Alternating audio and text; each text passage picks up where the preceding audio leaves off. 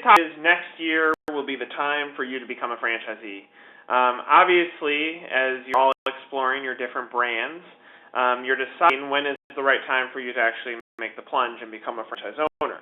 So today I want to introduce you to a bunch of our experts who are going to talk about the growth of their own brands, as well as hopefully give you some tidbits into making sure you pick the right timing to become a franchisee. It's obviously a daunting task. You've probably looked at many opportunities to figure out and narrow down what would be right for you. And hopefully through today's webinar, you're going to be able to get a good glimpse at some brands that could perhaps be a perfect fit for you. And if not, at least get some education into what would be the perfect brand. I'm Nick Powles. I am the publisher of 1851. I will be moderating today's session. After the webinar, you'll be automatically redirected into 1851. So if you haven't read it yet, there's a ton of good information, and you'll be able to find a lot more information on the franchisors that we've included on today's webinar. Throughout today's webinar, which we're going to keep as close to an hour as possible, what we're going to cover is we're going to go through brand growth through the last year. I think it's important for you guys to get a good glimpse at each of our brands are growing, and to see a little bit into their sales process on how they're attracting more people into their system now today. Obviously, one of the things that you guys look for is positive growth in the brand that you're looking to explore with, and this will give you a good glimpse into that. And we're going to split the group into two. That's why we call it a virtual roundtable. We're going to talk about an uptick in interest to say, is the economy getting better, and are we ready to get things going? Or where do the brands stand at this point? Then we're about some franchisee funding options. This might give some good perspective to how franchisees within the brands that are on today's call are finding funding options. And then, more importantly, what should I buy now? To hopefully help you as you decide if you're comfortable or not making the move.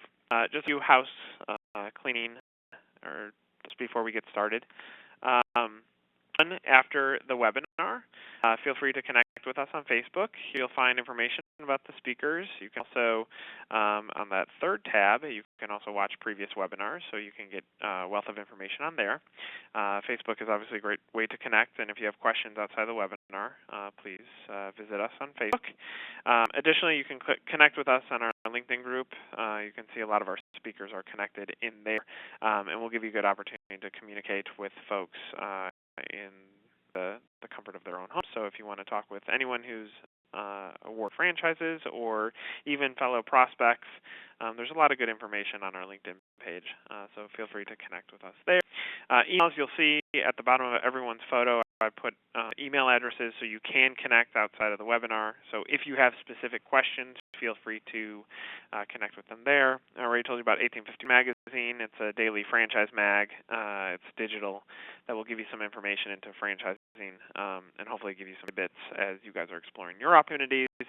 And most importantly, the Q&A feature. If you look on the lower right-hand corner of your screen, you'll see a Q&A feature that you can use to ask us questions. So if you have questions that pop up, use that. Or right above it, there should be a chat feature where you can privately message myself, Nick Powles, and I will make sure that your question gets answered by the end of the webinar. So with that said, I want to introduce kind of my co-host who's going to be adding some perspective. You already know about me. Terry, are you on the phone today? Yes. Hey, how are you?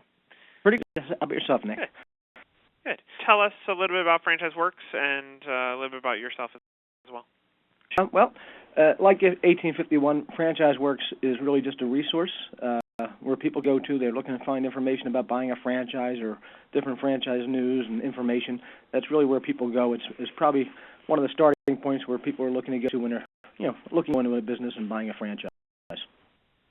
Can you tell us a little bit of what you're seeing from some of the traffic trending on your sites? Are you seeing any particular industry, seeing more leads or inquiries than other ones? Are you seeing any hot trends that you can share with our audience today? Well, right now, traffic is really building on the site as far as people coming there. What I see now is people are looking more towards opportunities where it's more service-based. Obviously, food is always a staple of franchising, but obviously, I'm seeing a little bit more people looking into the service-based business. where there's not a whole lot of financing involved. So that's probably what I'm seeing a little bit more of. Do you and actually you've owned the site for quite some time. Do you think that some of the uptick in traffic is dictating that maybe there's a shift in people becoming ready to become franchisees? Can you equate the increased traffic that there's more people looking at opportunities right now? Yeah, there are. I mean, obviously it's everyone's dream to go in their own business. That doesn't stop. The difference, what's causing the stoppage, I guess, or the reluctance a little bit may be, the financing and the banks, the economy. But as far as people looking, people are still looking. People still want to get in business. They're just waiting for something to break out there so they can pull the trigger. Yeah, in the last few years, it was slower. It doesn't mean that there are less people becoming franchisees, but probably the competition to find elite markets were a little less competitive. Do you think that because of the increase of folks looking at markets, that if you are in a top 50 DMA, that you want to move a little bit quicker than maybe a year ago because someone could come in and take your market pretty fast these days? Well, you don't want to be the last guy into the ring. You want to be there so you have a territory that you can get the best market available, and that's really what people are trying to do. I think is look at get in faster, be ready when things break that they're in place to have that best location, and then I think that's the smart move to do. That sounds great. Let's dive into some of our franchisors because I want to hear how growth has been over the last year. Because I think, and I'm trying to identify some of the trending. Obviously, Terry, you were just talking about the growth in traffic to your site, and your site is a franchise opportunity site. So hopefully this means that more of our franchisors are seeing an uptick in at least interest and growth. So when we use this as a chance to make an introduction, obviously the franchisors on today's call, make a brief introduction about yourself, but more importantly, I want you to answer the question of how growth been in the last year. Let's go ahead and start with Pete from Pita Pit. Pete, how has growth been for Pita Pit over the last year? Pita Pit has been good. It's well. Let me rephrase that. A year ago, it wasn't great. 6 months ago, things started to pick up. I think a lot of things that Terry said were right. There has been a lot of difficulty with lending over the last few years, as I'm sure a lot of the people on the phone are aware of. But I do know that things have started to loosen up, and also there's a lot of people that have been getting more creative with their funding, using things like IRAs and 401ks to get the funding that they need. So the last month has picked up a lot for us. We're anticipating opening about probably 50 stores in 2013. So, things are looking relatively, we're cautiously optimistic about the future of Pita Pit over the coming years. Get that the healthy trend is helping propel some of your growth, that maybe some of the legislation that's coming in from a government standpoint is helping you guys better position yourself for growth, that on the consumer side it's impacting franchisee interest? Yeah, I think so. I think a lot of people are tending towards a healthier diet on their own, but as legislation has come down that is kind of forcing some of those changes, entrepreneurs are now looking towards getting healthier options to help make sure that they don't get caught behind the 8 ball on some of these new things going down that are also just kind of matching, like I said, the trends that people were tending towards on their own. Yeah, that's great. So, Michael Mabry, want to tell us a little bit about your growth, because I know in the Better Burger segment you guys are coming up pretty explicitly. Tell us a little bit about Muda and yourself and how growth in the last year has been. Sure, thanks, Nick. Growth has been great for us this year. At Muda, we doubled our size this year. We're just at 50 restaurants coming in to the end of the year, and just like Pita Pit, we are expecting to open about 50 restaurants next. The majority of our growth, fortunately, is coming through current franchisees that are either open their second, third, some fourth or fifth restaurants. And because of that, we've been able to attract from outside the system because it's always a good story when current franchisees are investing more money in the brand.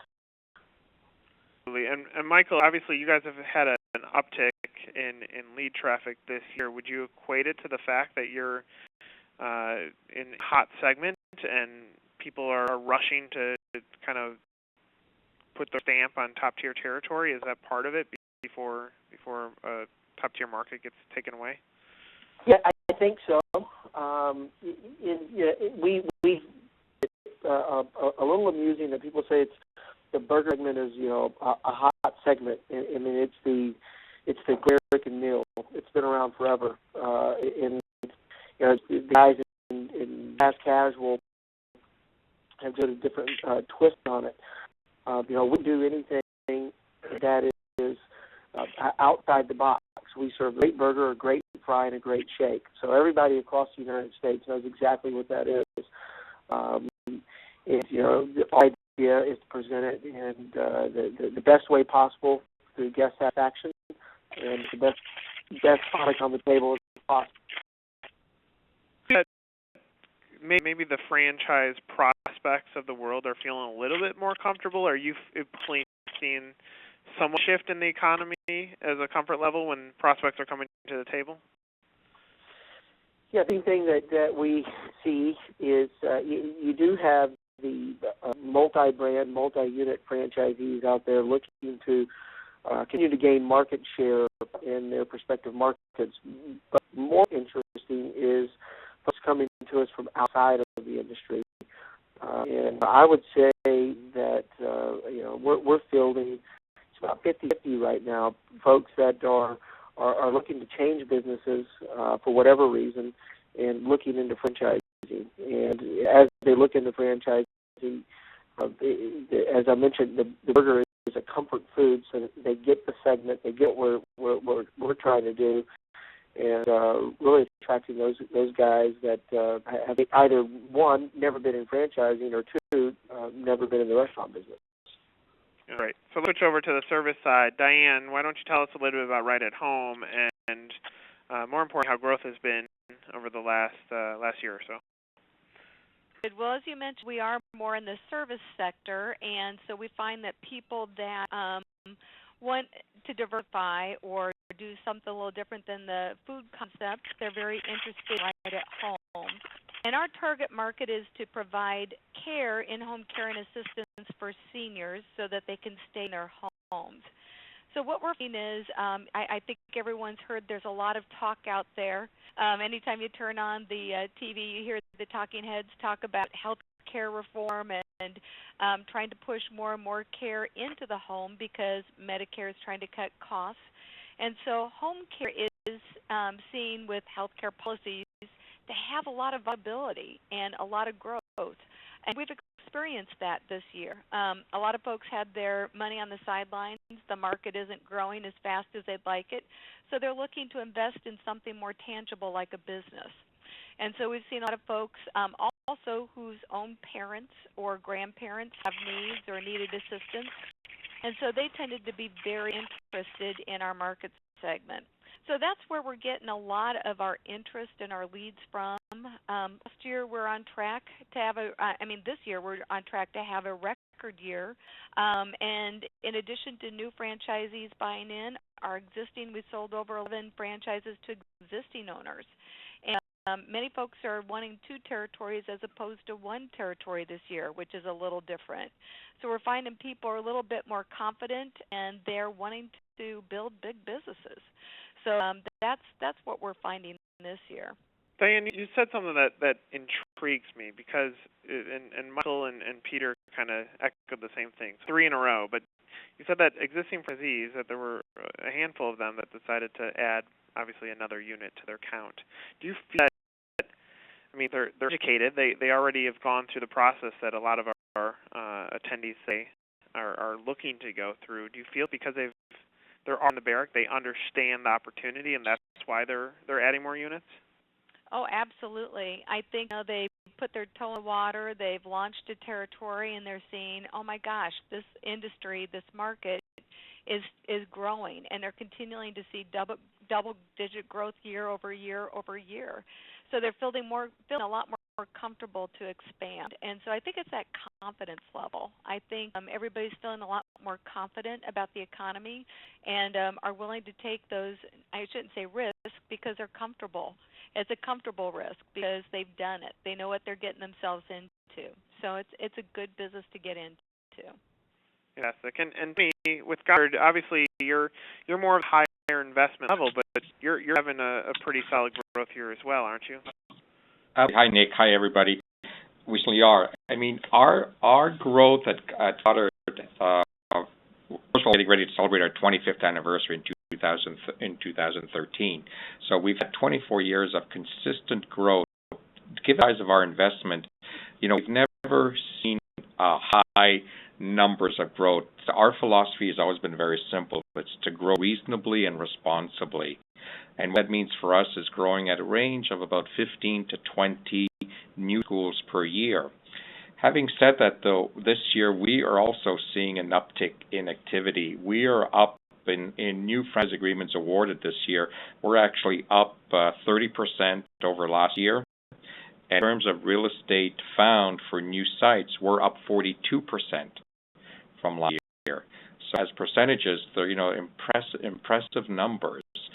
Our industry, our business is interesting because despite the last 4 or 5 years of the economy, our business is really a recession-resistant business. I mean, childcare has become more and more important as more families now have to be dual families, so therefore they're looking for quality educational childcare for their children. So we fill that niche. We are the largest franchised childcare business in the U.S., and our philosophy is based on premium childcare, full curriculum in the school. So we're not daycare. We truly are education-based, and we prepare children for elementary school. I have a question for you because I would imagine most of the folks who are sitting on today's webinar and listening in, they're looking for that last piece that makes them say, okay, now is the time for me to do this. So from a like me standpoint, I like to focus on the people of a brand. Can you tell me maybe a few of just umbrella themes of the folks that are becoming Goddard School franchisees? A profile on who they would be.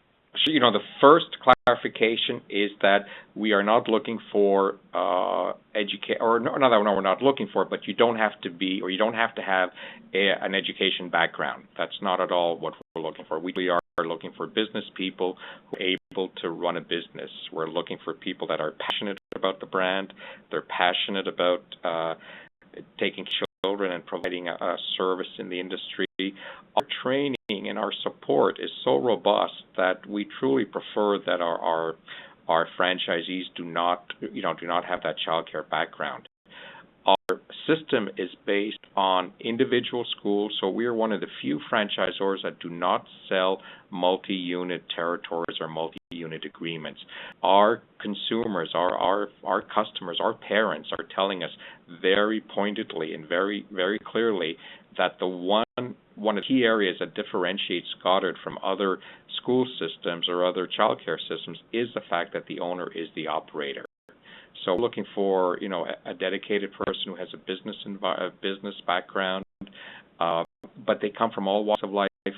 Nick, we have engineers, we have architects, we do have some former teachers or principals, and we have business managers that have successfully become our franchisees. Great. And Doug, I want to go over to you now because obviously you're in the service side too, and we're kind of building an office and then to somewhat a home-based model, depending on the brand. But why don't you tell us a little bit about the growth for not only Mr. Appliance, but the Dwyer Group as a whole over the last year? Nick, hi, everyone. 2012 has been a very good year for the Dwyer Group, which is the parent company of 7 different service brands, one of which is Mr. Appliance. We're up about 28% this year in terms of units sold over last year. As far as Mr. Appliance specifically, Mr. Appliance franchise sales revenues up about 15% over last year. And like some other panelists, we're finding that existing franchisees are buying more territory this year, a lot more than what we've seen in the past. which is a good thing. There's the benefits they're getting off of their initial size territory, exercising options and wanting to buy more territory because they're successful. I think one of the most important things for the audience on the call, in other words, those considering buying a franchise, is what are your existing stores doing? And year over year, our Mr. Appliance store, same store sales is up about 11%. So our franchisees are experiencing some success even in an economy that's not the greatest. So you just touched on it again, and everyone's kind of echoing the same topic of a lot of the growth that's happening over the last year is through existing franchisees. Do you think that helps on the whole just validation process? That obviously you got franchisees that are adding more territory to their existing unit size. Does it mean validation is higher than it's ever been before? That franchisees are actually happier than probably the last few years? So obviously, if they were unhappy, they wouldn't be buying more territory. So the fact that additional territory sales is up, I think, is a good indicator that they like what they've got and they want more of it. That's great. So I want to go over to Paul Mann because, again, kind of staying on the home-based side, let's hear from you. I want to hear about Fetch Packer and how the growth has been over the last year, and if you're experiencing an uptick in growth as well. Sure. Thanks, Nick.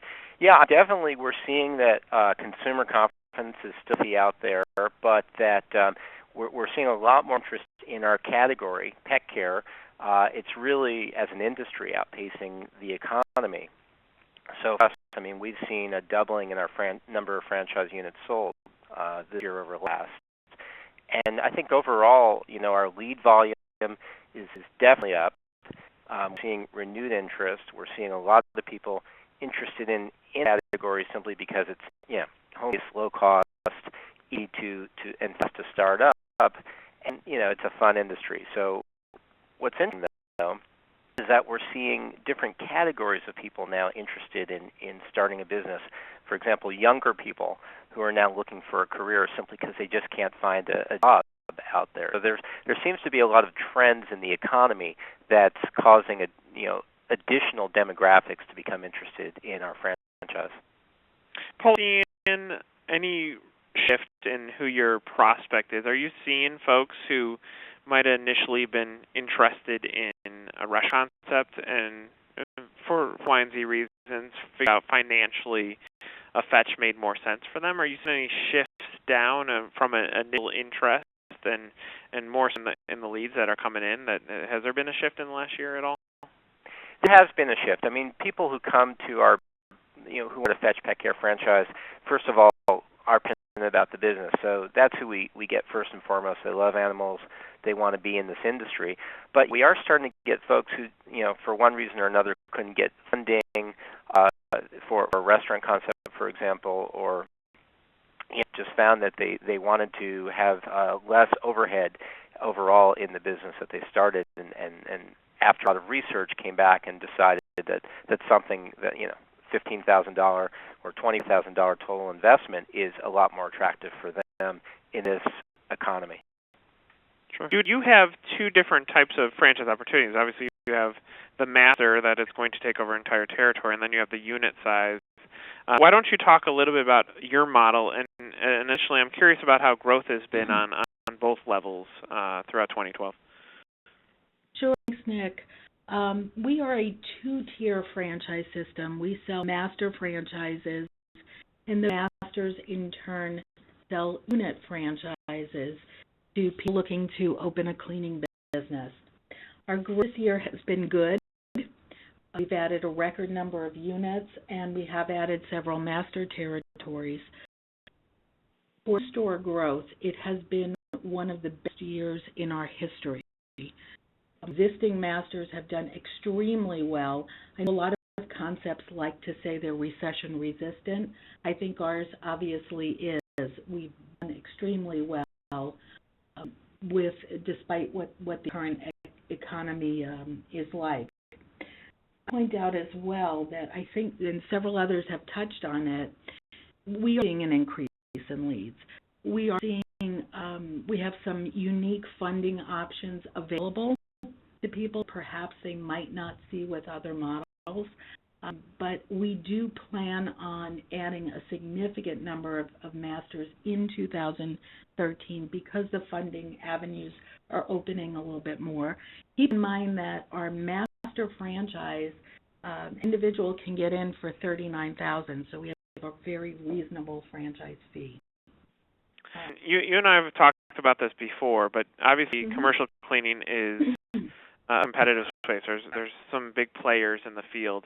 Are you seeing increased interest in top-tier territories, and do you think this could be the trend of 2013, that franchisees want to become franchisees quicker, purely for the fact that if they don't, they're going to miss out on the prime territories? Exactly, and thank you, Nick. You're reminding me. The line that we like to use is, cleaning is not sexy, but you can take it all the way to the bank. A master owner is really in the sales and marketing business and not in the cleaning business. But yes, I totally agree with you. I think they're looking at those top-tier territories and want to grab them because we do have them available where many of our competitors do not. And that and our franchise fee makes it very attractive. And obviously with Huddle House, one of the cool things I think about Huddle House is you've already captured small town America, and now you're having some trending into some non-traditional growth with Flying J and whatnot. Do you feel that you guys have capitalized on a growth strategy that goes big market, little market, and reversing back, and that's been part of the reason why you've been successful this year? One of the key elements, Nick, and thank you for bringing in, is that we're a 48-year-old brand. We've been around a long time, and initial growth for the first 25 to 30 years really to individual owner-operators. However, as we evolved the brand, designed our brand image, expanded our menu, and improved the interior design and comfort level, we are finding that now we're attracting much bigger players in the franchising world, both multi-unit, and then also we've diversified our menus. We have traditionally been a small, freestanding building franchise. Since we've evolved the brand and redesigned it, we emerged as a brand that is very flexible. And we are taking these into end cap retail where it makes sense. And we have good exposure, good ingress, egress. We're taking them into co-joint development with hotels, stores, and travel centers. We recently have enjoyed a relationship with the pilot Flying J travel people out of Knoxville, Tennessee, and they are really spurting our growth in that segment. So seeing a variety of interest and more interest in the last 12 months with larger multi-unit operators. Just something that intrigues me, and part of it is because of the history behind the brand, but do you feel like the economy was almost good for Huddle House because it forced you to change your model to be a little bit more adaptive and probably more friendly to the franchisee that wants multiple locations right from the get-go? Yeah, the economy had a unique impact on Huddle House. Huddle House, for many years, has been a recession-proof concept. We're a value proposition brand, and as such, we've grown in receding economies where others have struggled. We're fortunate that last 18 months, we really led our segment of the industry with full-service family, breakfast, lunch, and dinner 24/7. We led that segment in same-store sales growth, and we're very pleased about that. And our unit growth is moving on very, very nicely. We were hitting our plan for the last 18 months, and we're expecting to exceed our plan in our fiscal 2012. That's great. Mark, you're obviously having growth too with Toppers, and I want you to talk a little bit about 2012 growth for your brand. But I think similarly to some of the other brands on the call, you're almost seeing a doubling in size. Do you feel like this is a something to come for a brand like Topper's Pizza? I think so. I think everybody's had a pretty optimistic and upbeat look on this last year and going into 2018. So really, at Topper's Pizza, we provide an opportunity for business owners to compete against the largest companies in the country in the pizza segment, specifically Pizza Domino's, Papa John's, Little Caesars. While an industry that's absolutely huge, $40 a year, it's not saturated. It might be saturated from crappy pizza, but surely not good pizza. And Vibrant brand is really connecting with our customers in a really cool way, and we have 7 units currently open, so there's a lot of runway, a lot of territory to develop, and like Nick said, we've had a good year. We've really doubled the size of our company in the last 2 years, and we've opened 18 new locations in the last 18 months. Yeah, that's crazy, and you mentioned something that I think is very valuable, but I'm curious what your opinion is. How important is it for customer validation to the franchisee due diligence process? Should they make sure that customer validation is extremely high before they purchase a brand? Yeah, I'd say it's very high now. We have more of my conversations that I'm having with people. They have only tried our product, but they've become fans and fanatics on our Facebook page. They've talked to other people on Franchise Chatter. They've done a lot of research before they even come to conversations with the brand. So a lot of the people that are attracted to Toppers is because they get it. They see that we've really dived into this 18 to 34-year-old mindset in a real cool way. That's great. We're going to switch over to you and go back to service, because I think there's a nice hybrid of the way that your model's set up. But why don't you tell us a little bit about your 2012 growth, and more importantly, talk about some of the technological shifts that you've had internally and how that's related back to franchise development. Thanks, Nick. You really hit on a good point. Sylvan's growth is so focused on the technological moment we've had in the last year.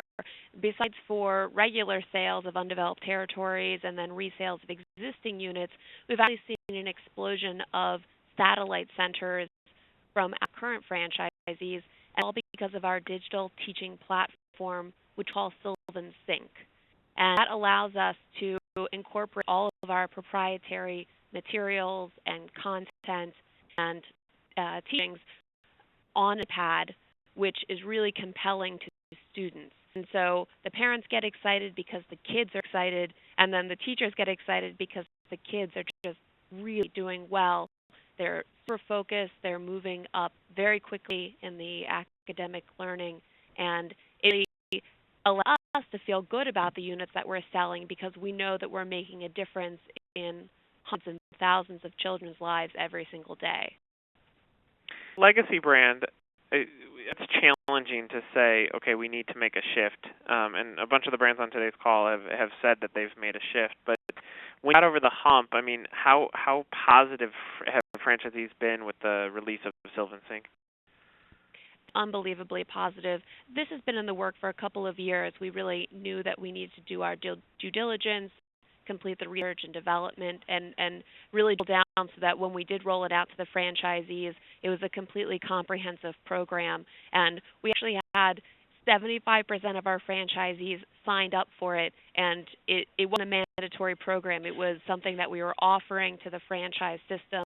75% signed up, and anybody who comes to a discovery day at Sylvan or starts to research it, I can tell you how excited they are when they see what the opportunity will be if you have a Sylvan Sync in your territory. Yeah, so Tate, one of the things that we're hearing in the trends, obviously the cool thing is we're hearing that the franchise brands are growing and optimism is high. We're also hearing that validation is probably at an all-time high too. Are you seeing this trend from looking at the industry that a lot of brands are validating better, and because of that, and because of from customers as well, that this is partly behind the fuel of franchise growth right now? Well, because I think a lot of the franchisors out there, given what the economy's done over the past few years, has really made them focus on building their brand and making it stronger. I mean, if there's anything positive that comes out of it, I think that's one of the positives, is that the brands themselves refocused on their existing franchisees. They really put their program together to make it go. So when the economy does pick up again, as it's starting to do, that right place to do it. All these franchise expos and obviously International Franchise Association events. Have you? I mean, you just heard it from all of our franchisors. Have you heard this much optimism in the last few years? Over the last few years, probably over the last 6 to 8 months, you can see building. Previous to that, people were sitting there with their head in the sand trying to figure out, everyone's complaining until they finally realize we got to do something. It's the economy is here after a couple of years. We got to figure out a way to make it work. And, and they're doing that by obviously rebuilding their franchise systems and making them stronger. And they're also, the franchisors out there are putting some incentives together, to overcome the financing situation out there by offering, put out different financing programs within their systems to be affordable for somebody to get in business. So, I mean, it's done a number of things. So, and people are getting more positive. I would say complacency is a term that was really in full force as we headed into this bumpy economy, that a lot of brands were complacent. They weren't doing much to reinvent their wheel because they didn't have to, because they were growing pretty much organically. One thing that I'm noticing is that brands are willing to make changes, that they're willing to update their existing units, that they're willing to add new technology, that they're willing to test out new systems. Doing so, it seems like franchise prospects are seeing a little bit more interest in the opportunities, and existing franchisees are validating better. So I'd say from all of the events that I've attended over the last few years, I completely agree with you. I think over the last 6 to 8 months, we're starting to see a shift, and that's good. This means that if this is somewhat of a symbol of where the economy is going, this is going to be good for all the brands that are involved. One question that I want to get to is, are you seeing an increase in franchise attention for your brand? And I think the R is an okay question. I think more so, why are you, or what is causing you to see an increase in franchisee attention for your brand? Mark, why don't we start with you? Tell us a little bit about how Toppers is experiencing a little bit more attention right now, and more so, why do you feel that's the case? Yep. I guess probably one of the real simple ways is that we have more attention because there's just more of us out there. I mean, we've doubled into the company recently. And we're also attracting some restaurant people to our company, or pizza company, and from the same segment, because either their brand, they feel that they're either tired, or probably a bigger reason that they're completely out of real estate for growth. And so we have just terrific markets available. We're primarily up in the Midwest, but I mean, there's thousands of locations that we could put up throughout the United States. And even though we have kind of a controlled growth plan, but there's plenty of real estate to develop. My piece is that we got a fully blown up and detailed item 19 earnings claim that people are attracted to that we have perfect unit level economics, and so people pay attention to that up front. And another big piece that we started a number of company stores. We opened 3 company stores this year. We'll open 3 or 4 next year. So we're just not telling people how to do it. We're actually doing it, and the reason we're doing it is because the stores make a lot of money. So we're a franchisee ourselves, so we pay our company stores, pay royalties, pay into the ad fund, and just another extension for our growth. Yeah, great, and I want to get over to you with the same question, but I want to say, and it's funny that I'm shifting the question, because it was, are you seeing an increase in franchisee interest? And now it's more so why, because everyone's so optimistic about this. So same question to you. Why are you, not only at Mr. Place, but at the Dwyer Group, seeing more interest from franchise owners? There's probably three things, Nick, that are contributing to it for us. First off, I think I've been through this recession. People are interested in recession-resistant brands, and all seven of our brands are what I would call fairly recession-resistant. Mr. Appliance is a good example of that. When the economy is down, people are looking to get things repaired as opposed to replace them typically. So that's one. Second one, in terms of interest, we self-finance up to 80%. So when money's tight, people are going to look for options where they can find the money. And as I said, we'll finance up to 80% of the purchase price of a franchisee, which is very unique today, I think. And the last one, which is just unique to this year, 2012, our CEO, Dina Dwyer-Owens, was featured Undercover Boss, which created a lot of interest early in the year and a lot of recognition, especially to Mr. Appliance, as she was covered as an appliance repair technician and working with a female technician, which created sort of an interest in that particular aspect of women in the trades, which we've worked with your firm on trying to build upon that. So those are probably the three things that I think have contributed to the increase in interest for Mr. Appliance this year. I want to ask you another question, and it came up in the chat bar. I want to again remind everyone to use the chat bar if you have it. But kind of the question surrounds veterans. How has veteran growth been for the Dwyer Group brands, especially with so many veterans coming back and wanting to get into business for themselves? In a big uptick in interest from veterans. We have been always very active in recruiting veterans into franchising because we think it's a great fit. Dwyer Group, our founder, Don Dwyer, was the founder of the VetFran initiative back in 1991, and so it's always been something that's very central to our focus.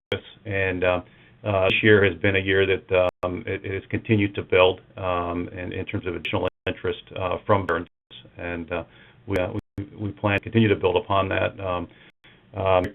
Thompson Kennedy is president of Mr. Rear, and she is also the chair of the VetFran committee at the IFA. So we've got invested in it, and it's paying dividends for us.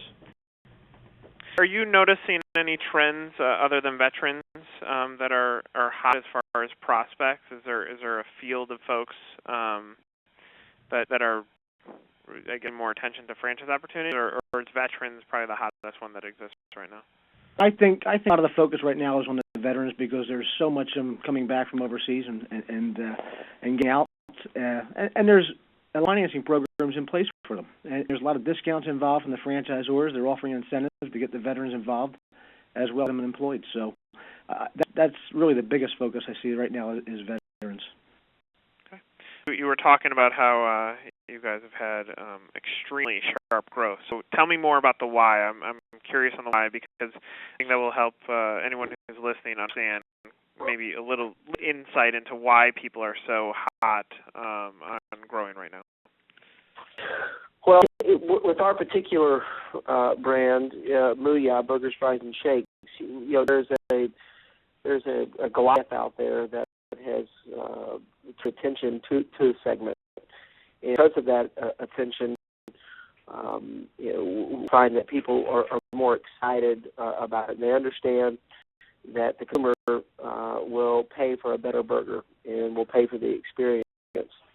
Because of that, as interest increases, we've been very fortunate to be in front of the right people as their interest is peaked, which has called that. And then on that, I think getting our name out in the forefront, being compared to that Goliath has helped us. When you're a little number two like us, it's okay because the number one guy is creating a nice big wake that we're able to follow. I'm glad you said that because I imagine oftentimes from a franchise prospect perspective, they're going to go to the number one player in the category. The reality is if they go to them, most likely those top DMAs are going to be sold out. So you're going to, if you want to get in with the biggest player in any category, you're going to have to take second, third, and fourth tier territory, which means you're probably going to be as successful as the guy who has a prime territory. So, with you guys, do you think you get to ride some of the coattails of some of the players that you can have flexibility in the market that they're already sold out in? Absolutely. Absolutely. You know, we don't view us internally, unfortunately our guests don't either. We're not a Me Too brand. We are the next best option, and that number one player, not only can they not get second, third, or fourth tier markets, they can't get markets. And the fact is that we're here and we're poised for growth, and we're the next best option. Not because necessarily they've filled up every single real estate option, but it's more so they oversold the market, correct? Yes. Well, that's our understanding. Yes. Terry, let me say that just real quickly. Are you noticing this trend that when you come to a brand and you're interested in that top tier market as the big player, that you have to somewhat go down the path of finding what's next best? And is that necessarily a bad thing to be the pioneer in a market where you can control some of the territory? Well, you don't necessarily think it's what's the next best. There may not be available territory, obviously, with the bigger brands. So someone coming in and building a brand in that market, I think, is just as good. That's great. Why are you experiencing your uptick? Maybe share a little bit of your why as well. Sure. I mean, I think for us, we don't have to convince anyone that we're in a recession-resistant market. I mean, if you look at the pet industry, there's just no slowdown in spending despite the recession. In fact, the survey was done, 9 out of 10 people are spending equal or more on their pets now than before the recession, and that's because pets are soothing and they're our family and all those things. So it's not surprising franchise owner same-store growth continues to increase as it has. We're seeing that people are attracted to the industry, they're attracted to the low cost, the low risk involved, that it's a no-brainer business to get into.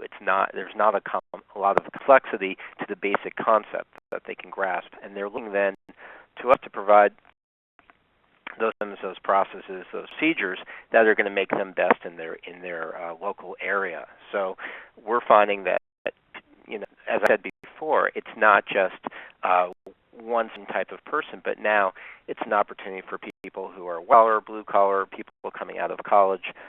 It's just expanding in its attractiveness as an industry. Excuse me, and they sorry, choking, and as a franchise concept. Okay, and what about the why with right at home? Why are you seeing more interest in you guys? Well, we're seeing more interest primarily because I don't know if anybody's familiar with the baby boom segment, and they already started retiring 2 years ago, and the whole segment's taking care of their parents right now. So we have a boom effect within this industry. I mean, the demographics, if you look at it, are amazing. In the year 2000, 1 in 8 were 65 and older, and in the year 2030, and that's 30 short years from then, I mean, only 17 years away, it will be 1 in 4 or 1 in 5 right in between there will be 65 and older. So we'll look at that demographic, and almost anybody that you talk to, they have a parent or a grandparent that needs care. They're looking for outside solutions to help with that. So I think just the sheer vastness of the growth in this market really gets at a lot of attention. And then plus the fact that there's a lot of outside influences that are going to drive more into this segment. So that's why, and that's healthcare policy. I mean, that's the Medicare trying to cut costs out of it. And so they're driving more and more into the home. So when you're seeing the policy and you're seeing the numbers, and that's all, you know, converging at the same time, it's bringing a lot of growth into this segment. I mean, 15 years ago, no one even knew what home care was. And now, I mean, there's, you know, we're one of quite a few companies that are out there offering this concept. And we're using, you know, a lot of ways like No Limit Media is helping us get opportunities for our franchise owners to get media out there. So when we sign a new owner, typically we get, you know, some type of a play in their local newspaper or a radio, trying to get an interview you to get the word out, and that's real helpful in getting franchise brand out in their local markets, as well as internet. Internet is huge in getting a branding out there, and we've got a lot of partnerships, national partnerships out there to help us get the word on the internet. Great. I want to shift over to financing because I understand the why it's moving. Are you noticing any shifts in financing? Are you finding that there is a little bit more flexibility? Are we getting any better when it comes to finding financing for the right franchise opportunity? Well, I guess my answer is yes. I think there's more money out there every day as far as people getting into the business. There's different programs out there, whether it's your 401, your IRA through Benetrends or Guidant, and franchisors are also putting in place, I guess, different programs for working with the franchisees and incentivize them to get them financed, to get them into business. So I think that the banks are up a bit, not as much as we want to, but I think that's going to happen in the next few months. Okay. Pete, what are you seeing from a financing perspective when it comes to P2P? Because obviously you're growing, which means that they got to be finding money somewhere. Are you seeing creativity? Are you seeing an uptick? Are you seeing increasing in flexibility when it comes to financing? Are you guys doing anything to help franchise prospects get into business for themselves? Well, one of the things that we've been doing over the last couple of years, for starters, is to streamline what we're doing so that people can get in to a P2P for little as they can, while still providing the level of quality experience in the restaurant that we want to provide as a P2P. But we've also been helping people to explore other creative options, as I mentioned earlier on the call. IRAs, 401ks, things that people didn't traditionally go to. There's a lot of people that are still doing loans.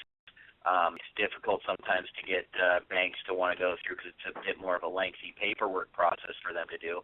But it's a government guaranteed loan, so there's a lot more ability for banks to be able to lend those types of loans. And so, just looking to help people explore the option that they have. So talk with each prospective franchisee and say, okay, well, let's look at your financial situation. Let's look at opportunities you may have that you may not currently be aware of, and then help them determine which route is the best one for them to take. So it's about being flexible. It's about getting creative, and now I do believe that banks are starting to be able to loan more money. So that's also helping. Seeing it more valuable as a legacy brand that you're able to get financing, or is it been just as challenging for you guys? And are you guys seeing a little bit more leniency in financing for a Huddle House? I'm seeing more flexibility. We're one of our franchisees do SBA loans. We're on the SBA registry, and that's a strength for us. We've got a solid track record in terms of the things and the qualifications that the SBA look at. The other thing is you met initially when you introduced my segment that we were a smaller town concept, and we still are. We're still trading markets between 15,000 and 50,000 through the country. We're growing much more north and west than we ever have in the past. And one of the things that we're finding that works pretty well in the financing arena is the USDA financing package, which similar to SBA, it's a little less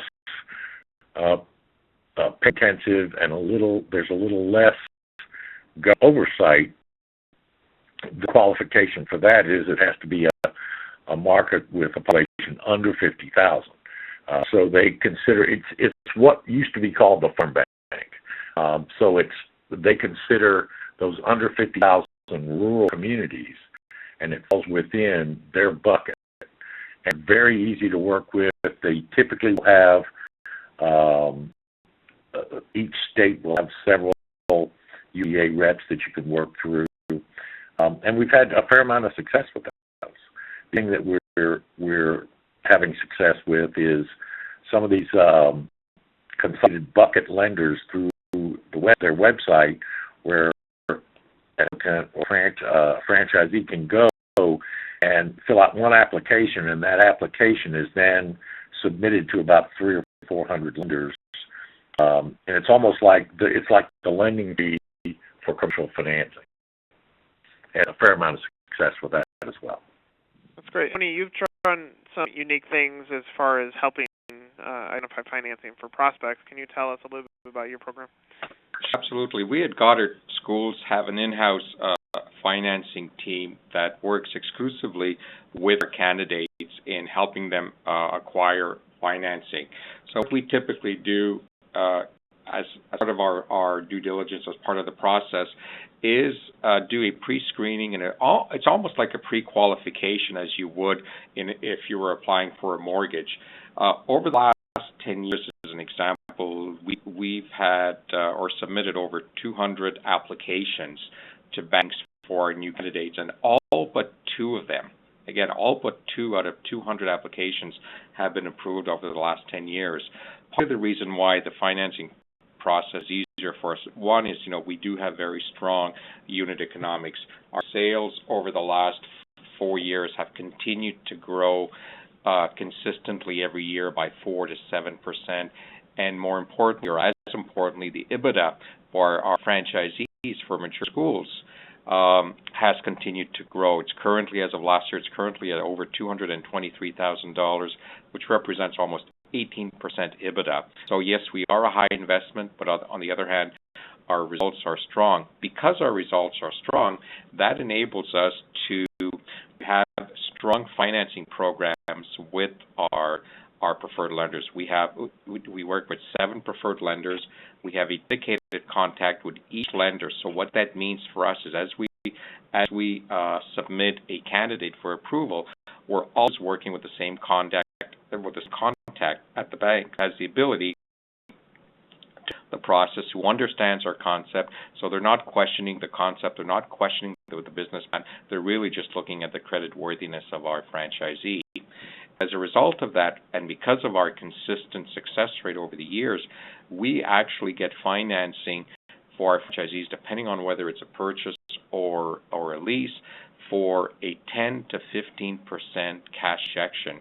Now that by itself is outstanding in the last few years, because we know if anybody has been out there looking, even for SBA loans, traditionally and typically over the last few years, banks have been looking for more of a 20 to 30% cash injection. So we're in an enviable position from that perspective that yes, you're an investment, but along the plus side, we do have a much lower cash injection necessary for the development. Sure. So Terry, obviously you talk about a lot of unique groups getting into business, and you experience that with your site. Do you feel that there is some value to having some uniqueness to you as a person, veteran? Will that create leverage when you go to the bank? Well, the banks do have pros out there for military veterans, obviously, to start their own business.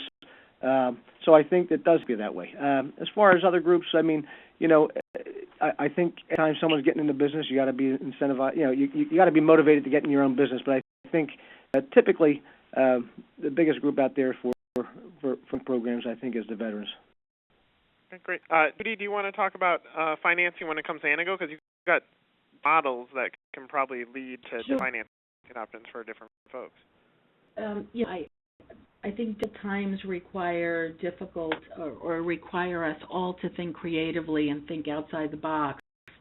And what we did a short time ago is greatly decrease our franchise fee.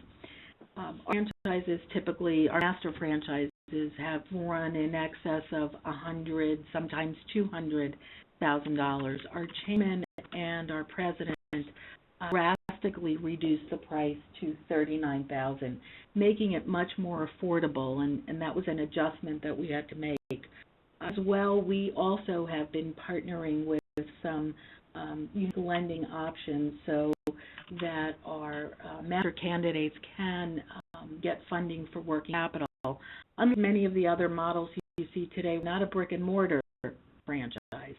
There's not as much working capital that's required as there might be for some other models who've spoken previously. So one, by lowering the franchise fee, two, partnering with lenders, as well. Our chairman and president set up a fund to assist veterans in opening master franchise. Both of them, being veterans themselves, felt the need that, we recognize those who have put their lives on the line for us. So they create a $250,000 fund, actually, to assist those veterans in purchasing a master at a greatly reduced price, and another area that we had to move into as well. Uniqueness in financing options are obviously happening with a lot of franchisors, or creating flexibility in the way that you can invest into it. George, are you seeing any flexibility in financing from Sylvan, or are you seeing an uptick in franchise prospects being able to grab access to more financing, probably more so with the legacy of your brand too? We definitely see an uptick in financing that's available for prospects. We've also seen a number of Sylvan owners who financed their resales, which helped us through a couple of the tough years with the recession. But we are seeing more traditional routes of the SBA or regional banks really offering new banks a chance to get into the system. That there has been a positive shift over the last year, or are you feeling like, and obviously some of it's a gut feeling, but do you feel like prospects are able to find a little bit more wiggle room in financial withdrawal when it comes to opening a Sylvan? I really do, and I would say it's more than a gut. We are seeing money that's actually available for the different prospects, particularly if they're looking at a already ongoing business. That always makes it a little bit easier to secure financing. And I also think that we're seeing really quality prospects who have taken the last couple of years to really be conservative in their spending, and so they've ended up with a nest egg that they're looking to invest because this is definitely the right time to do it. Yeah, that's great. Obviously, we're quickly moving through this, and I think all of our great panelists love talking, so hopefully every one of our attendees is getting something good. I want to cruise through this next section because I think it's important. So maybe in like one or two sentences, why don't we have everyone answer this, and then we'll do a few Q&A and wrap it up. But obviously the topic is, why should I buy now? Why is now the time that I do this? So why don't we run through this? Everyone give one or two sentences, and very, very briefly, on what you buy now. So Pete, let's start with you. Why is now the time that I buy Pete a Pit? Because all the various industries are still recovering from the recession of the last couple of years. So you can still get low lease rates, you can get low construction rates. There's a lot of people willing to do deals. So now is a great time to take the next decade or two of your livelihood into your own hands and become a franchisee. Why is now the time that I buy Muya? Opportunity, and we believe that we've got a stable of some of the best franchisees out there and a great group to work with. Dan, why would we buy right at home right now? Growth rate in the industry. We've got lots of territories still available. You get in now, and you can take advantage of that hockey stick effect and organically grow that business, as well as growing it through other means that will help you with. So why buy a Goddard right now?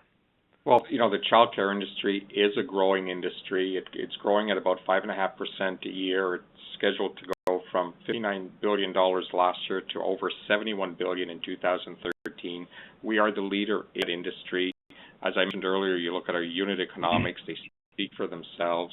We're able to get financing, and despite the fact that we are the largest, we do have still very prime markets available throughout the U.S. I mean, we're at 391 schools. We'll be at 400 by year end, and still have lots and lots of room to grow. Okay. Doug, why would we buy a Mr. Appliance or any Dwight Group brands for that purpose? I would say what I said before, which is recession-resistant brands. I think is number one. Number two would be the financing that we provide up to 80%. And we've just been heavily investing in technology for our franchisees over the past year or so, and it's cutting edge across all angles. I think you'll find better technology for franchisees than what we've got right now. Great. Great. Paul, why would we buy a Fetch right now? Booming billion-dollar pet industry. We're seeing no slowdown. We're selling to the baby boomers and folks who are supporting a fast-growing industry. We know that, as we've heard on this call, there's just more and more franchising demand now, more people who want to come in and own a franchise.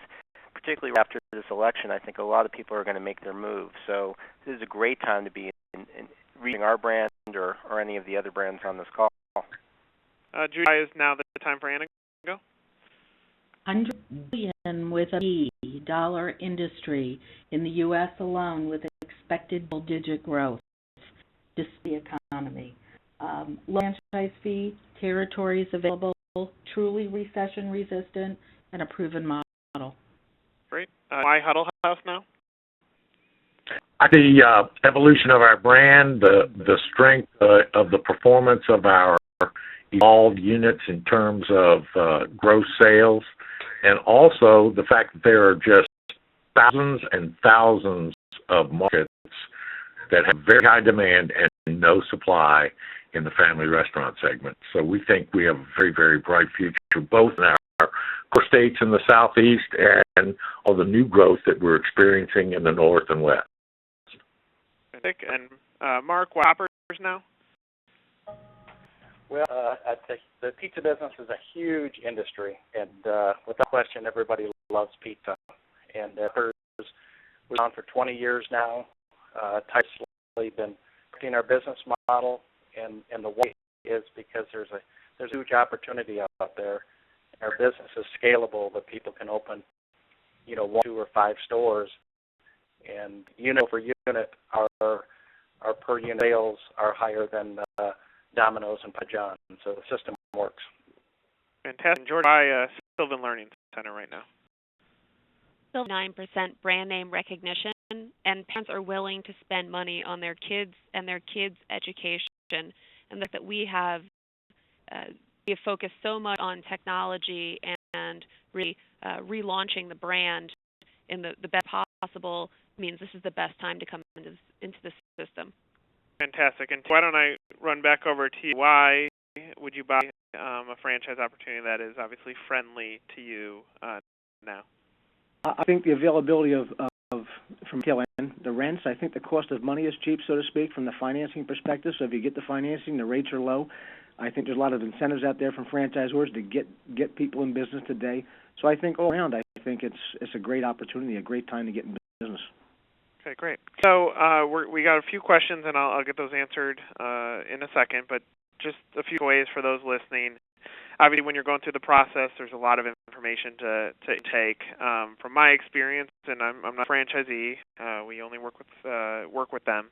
But I would obviously sticking to your process is going to be critical. If you decide you want to become a franchisee, stick to it. Create plans and strategies that will get you there. Decide what your criteria is. Decide what you're passionate about. Commit to your process. Talk to franchisees. Get to know the folks that you could potentially be a peer with. Do your homework. That's very critical. Make sure that you're doing your homework on any brand that you're looking at. And then you have an exit strategy as you cruise through it.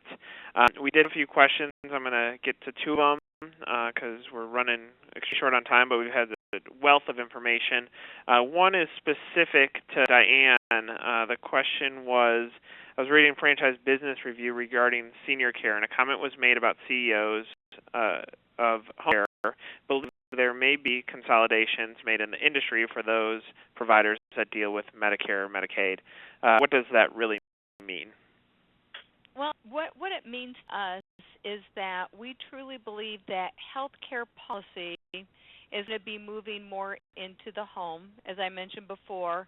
And now we're in a very immature market where there's mom-and-pop providers, quite a few out there, and then there are some franchise systems such as Right Home that are positioned to take on more and more of this growth.